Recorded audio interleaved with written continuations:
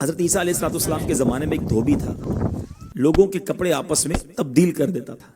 تو لوگوں نے حضرت عیسیٰ علیہ السلام کو اس کے بارے میں بتایا کہ حضور یہ بندہ بڑا گڑبڑ بندہ ہے، سب کے کپڑے ملا دیتا ہے، تو آپ جو ہے اس بندے کے لیے کچھ کیجئے۔ آپ نے اللہ کی بارگاہ میں اس کی ہلاکت کی دعا کر دی۔ دھوبی اپنے معمول سے گھر سے نکلا، اس کے پاس 3 روٹیاں تھیں۔ ایک سائل آیا تو اس نے ایک روٹی اسے دے دی۔ سائل نے دعا دی، اللہ تعالیٰ تجھ سے آفات سماویہ یعنی آسمانی آفتیں سے تجھے بچا لے۔ دھوبی نے اس دعا سے بڑا متاثر ہوا، ایک اور روٹی دے دی۔ اس پر اس سائل نے دعا کی کہ اللہ تعالیٰ تجھے جملہ آفتوں سے محفوظ رکھے۔ اس نے تیسری روٹی بھی دے دی۔ اس سائل نے دعا کی اللہ تعالیٰ تجھے توبہ کی بھی توفیق عطا فرمائے۔ اب ایک بڑا سانپ جو ہے اس کی گٹھڑی میں داخل ہو چکا تھا، کیونکہ اب اس کی ہلاکت کی دعا ہو گئی تھی۔ اس سانپ کی گویا قدرتی یہ ڈیوٹی لگائی گئی تھی کہ اس دھوبی کو کاٹنا ہے۔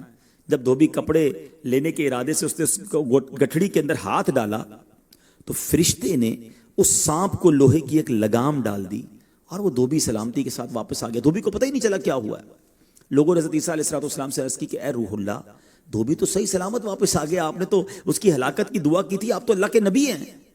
ذرا سنو، حضرت عیسیٰ علیہ السلام نے اس دھوبی کو بلایا، فرمایا بتاؤ تم نے کون سی بھلائی کی ہے؟ کہتا 3 روٹیاں تھیں، وہ تینوں اللہ کی راہ میں صدقہ کی، اور وہ مجھے فقیر جو تھا وہ ہاتھ اٹھا کر جھولیاں اٹھا کر دعائیں دیتا رہا۔